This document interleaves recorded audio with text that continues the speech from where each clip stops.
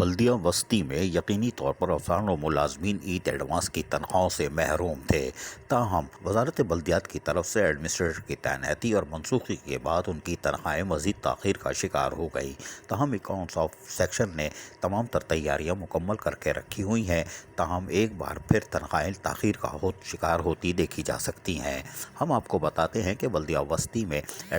افسران و ملازمین کی تنخواہیں تقریباً تیار ہو چکی ہیں، تاہم جمعے کے روز ایک بار پھر ایڈمنسٹریٹر اور میونسپل کمشنر کی تعیناتی کا بھرپور امکان ہے، جس کے بعد یقینی طور پر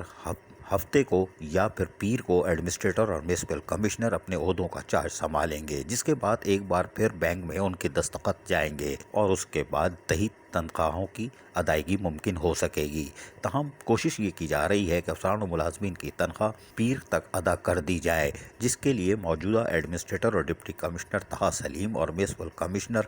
علی زیدی سائن کر سکتے ہیں، لیکن آڈٹ سے ابھی بل مکمل طور پر پاس ہو کے نہیں آئے ہیں، جس کی وجہ سے تنخواہ تاخیر کا شکار ہو گئی۔ اگر آج آ جاتی تو یقینی طور پر کل ایڈمنسٹریٹر اور ڈپٹی کمشنر طه سلیم اور میونسپل کمشنر علی زیدی سائن کر سکتے تھے، لیکن یقینی طور پر کل کے دن یعنی جمعے کو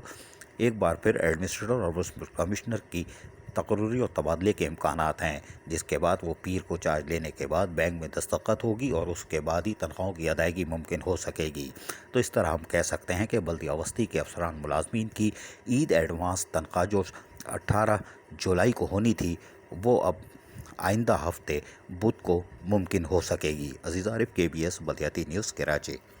ایسی ہی خوبصورت ویڈیوز فیوچر میں حاصل کرنے کے لیے ریڈ بٹن پر کلک کر کے اور بیل آئیکن کو پریس کر کے ہم سب کے سبسکرائبر بننا مت بھولیے۔